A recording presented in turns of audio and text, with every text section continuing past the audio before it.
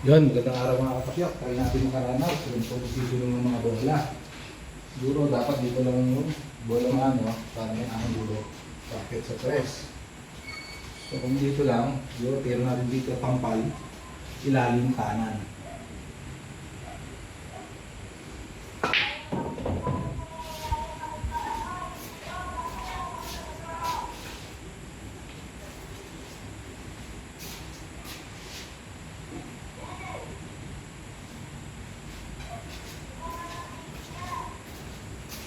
Yan, so mag-i-impir natin dito, dapat sipag natin medyo manipis.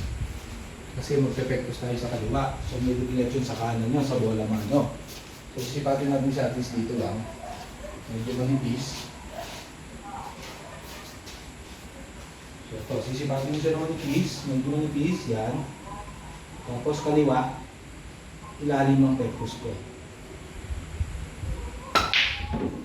Yan. Yun, masaktuhan lang. Nagintiro natin.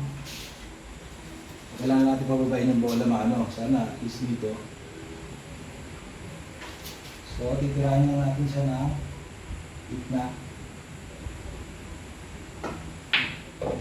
Yan. Dapat at least may angulo. Kailangan may preparasyon tayo kahit pa paano. So may konting angulo tayo.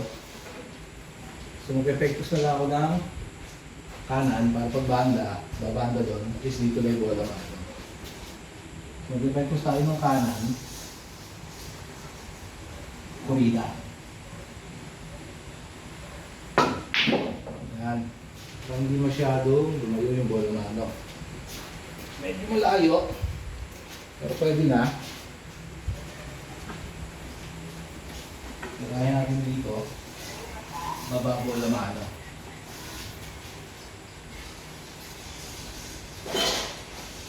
O kurida lang to. Wala. So sa east, yung sa east side dati.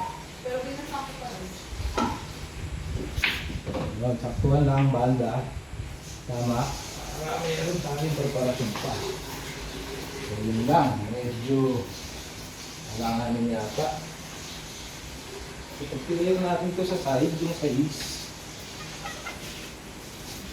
Pero hindi naman siya tumama sa 7. So mag-pectus na lang ako sa kaliwa, ay sa kanan, tapos pectus, maano doon, mag-pilihan. Dito lang yung bola maano. Or dito lang. So kanan, pectus, kurida lang. Kung tumama sa 7, okay lang. Yan. Para saktuhan lang din yung preparasyon. Ngayon, hindi lang natin mahulugin ko 7, ang 8 sa side. Or dito. Or dito. Pag pinurida, pag pinakasunod ko to, so, tendency ng bola mano doon, bumanda rito, mabalik doon. So, sana hindi tamaan yung 8. So, kurida lang. Kasunod, tingnan natin kung anong mag-itakbo ng bola mano.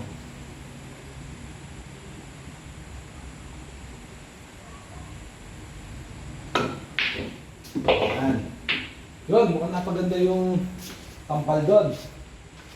So yun, medyo may preparasyon pa tayo dito sa 9, papuntang yung 8, papuntang 9. So mukhang napaganda yung tampal. So pag tira natin ito,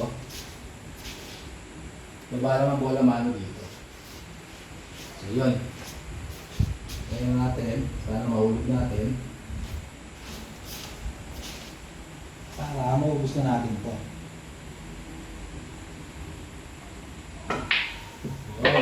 Medyo malakas yung tira ko. Pero pinabalik ko pa. Okay lang din. Ihulog naman. Dapat dito tira natin.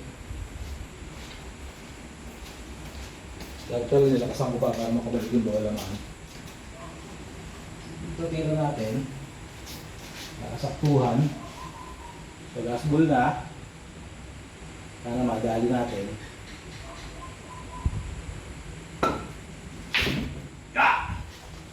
Yun lang. Medyo makapal ang tira natin. Pero ayos na rin. Na-practice natin yung mga ganong tirahan. So yan, last ball. Busin na natin.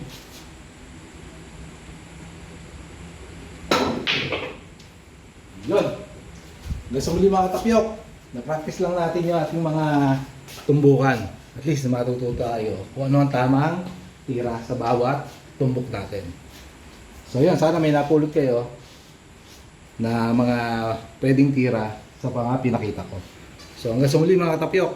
Maraming salamat.